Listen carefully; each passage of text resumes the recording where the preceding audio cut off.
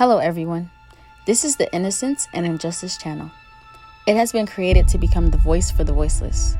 This is founded on the simple premise that injustice to anyone, anywhere, is an injustice to everyone, everywhere, and that innocent lives matter. Today, I would like to introduce a true story of injustice, one in which Thomas J. James has been incarcerated for 30 years and counting for a murder that took place in Coconut Grove, Florida, USA, that he did not commit.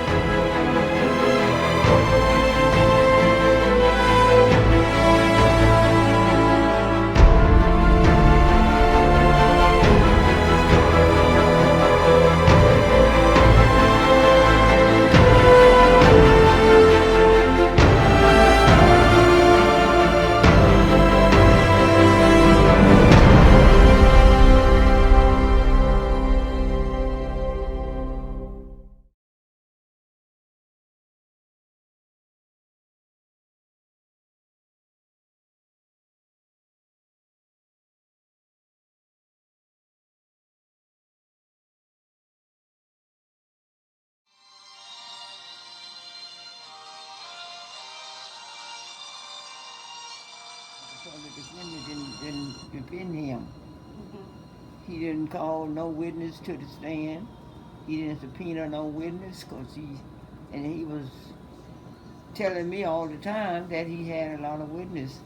Even the lady that gave the police Thomas James' name at the scene, he didn't even subpoena her to come to court. So he didn't have no witness that he subpoenaed. It was two people he interviewed on the stand, two, and he didn't subpoena them.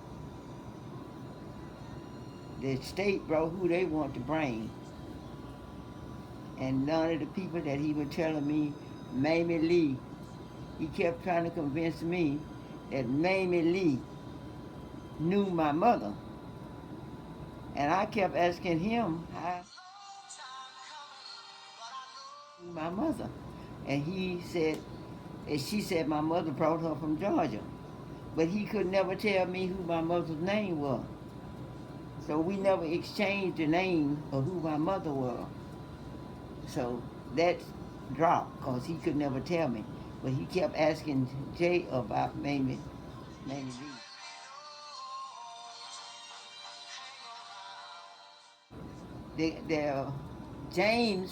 They brought James in at the last minute, 2 or 3 weeks before the case. That was a black guy. They brought him in.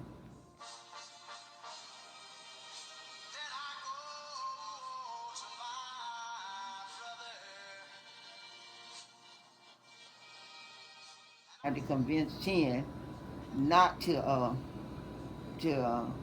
go on trial, because he could have said no, he wasn't ready. But Chen went right on with it because he didn't know the case because he just had got there. So he said, I can't say too much on the case because I don't know it. They just signed me to the case 2 or 3 weeks ago.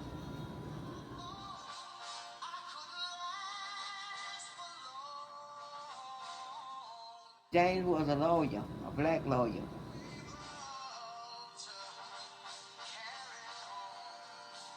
Just a little bit about Miss McKenzie. About Miss McKenzie? Mm-hmm. Yes, Miss McKenzie, she said that she was sitting, when they came in, her mother was sitting at the door when the two guys came in to the house. One had on a mask and the other one didn't have on a mask. They came over to the table where she was sitting at the table, and she had a can that she had money in. And the person came right in and stuck their hand down in the can to get her money. And that's when she hollered out, and her husband was in the bedroom. The husband was in the bedroom, and that's when he come.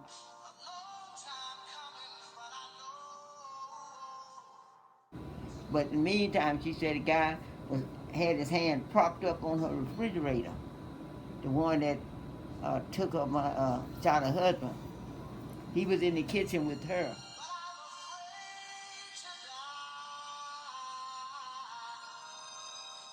So they asked the mother, did she see the guys that came in the door? The mother said, I see two guys come in the door. Said, but all both of those guys, I don't see neither one of them in here.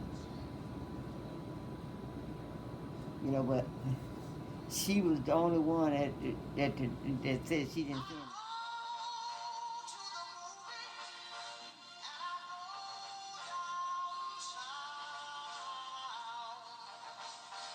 And what Chan supposed to have been trying to show was that Thomas James have gold teeth in his mouth. You know? And when he talked, you can see his teeth, gold teeth. So he asked Miller, did that fella that you talked to have gold in his mouth? And he said, no, but he did have double teeth. And the state lawyer said, what you mean? I don't know what he talking about. Get him off the stand. I don't know what he talking about. So the jury said, you do know what he talking about. He talking about a double row of teeth in his mouth. That's what you call double teeth. So that's what they are. And then the judge said, that's what you see? He said, yes, ma'am, that's what I see. I didn't see no gold in his mouth. And she asked Shin, how long had Jay had that gold in his mouth? Well, they know he had to have it at the time that happened, because he ain't been out of jail since it happened. You know? So, I don't know. Have you ever met her before? Huh? Have you ever met her before? Met who? Miss McKenzie. I see her in court. Yeah, I see her in court because I was there at the courtroom every day. So how does that make you feel, knowing that your son has been falsely imprisoned for something that he did not do for over 30 years? Well, in some ways, it made me feel militant, made me feel like, you know, the justice system is not right. Because the things that they had on him didn't measure up to, you know, the things that it got him charged for. Because they said he was on the table. He was in her can on the table. His fingerprints should have been somewhere there. They had fingerprints, but they wasn't his.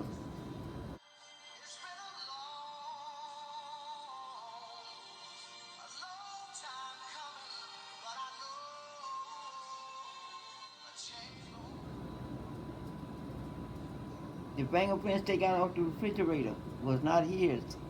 So they didn't find his fingerprints nowhere in that house. Nowhere.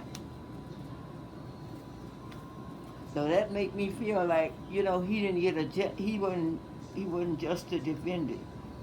You know, Chan didn't do his job. That's the way I feel. The lawyer gave him to the state.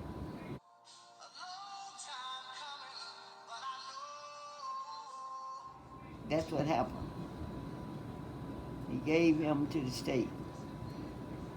I don't know the reason, but I know that's what he did. A murder case and you don't call not one witness. So how has it been for you living without your son? It's been hard. It's been hard.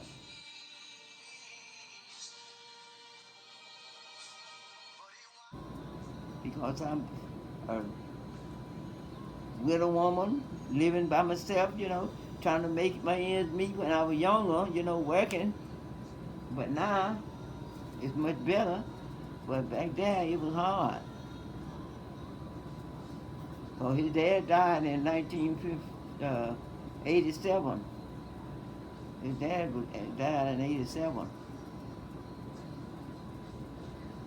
So I've been all alone for how many years?